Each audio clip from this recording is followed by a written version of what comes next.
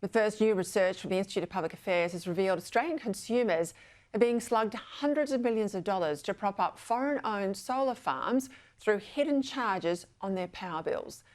Under the large-scale renewable energy target, consumers have paid some $659 million to the 50 largest solar farms in the nation, 72% of which are either entirely or partially foreign-owned. Joining me now to discuss this research fellow at the Institute of Public Affairs, Schlicht. Well, the last time we talked about wind farms. And you said to me it's about 70% or so of these big wind farms that are foreign-owned and are hoovering up all of these subsidies. Well, it's just as bad when we get to solar farms. That's exactly right, Peter. Last time we were here, I told you that Australians were being forced to pay over $1 billion on hidden charges on their electricity bills to prop up unreliable wind farms. Now, what the IPA has done is we've actually had a look at solar farms and we've found the problem is just as worse. So in 2024 alone, Australian electricity consumers were forced to pay $659 million to solar farms through hidden charges on their electricity bills.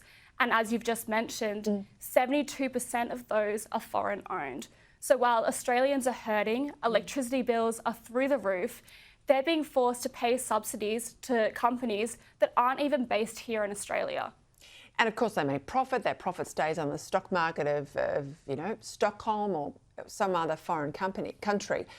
What's interesting, and this is a deliberate design by government, I'll call them out on this, the LRET scheme, Large-Scale Renewable Energy Target Scheme, it's all designed to be incredibly complex so that most ordinary voters can't make heads or tail of it. And only when you do the work you've done, and Chris Yeoman's done some work like this, and start to pull apart, you realise you've got $750 million of our money last year going offshore, basically. Yep, that's exactly right. It's incredibly confusing. Basically how it works is the federal government requires electricity retailers to purchase a certain amount of power from renewable energy power stations each year in order to meet their net zero emissions target. But what this does is it artificially inflates demand for renewable power and it increases costs for electricity retailers. And they're not the ones who want to wear this. So ultimately that gets passed on to Australians paying their power bills. Now, we're consistently told this lie that renewables are the cheapest form of power, but that is a lie because when you look into this research, what you find is these industries can't stand up on their own 2 feet. It's Australians who are paying subsidies to prop them up.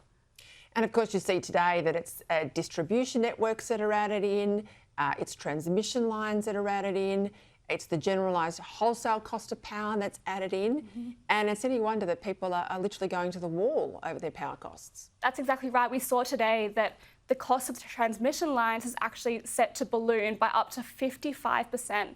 Now, at the IPA, we asked Australians, we said, what is the most important part of energy policy for you? And 79% of those came back to us and said that they thought affordability and reliability was the most important part of energy policy. And that's just is not what's happening under renewable energy. These power stations, they're not reliable, they're not affordable, and it's Australians who are propping them up through hidden charges on their electricity bills. Keep it up, Mia. You're exposing it. They don't want us to know, but you're making sure we do. Thank you. Thanks, Peter.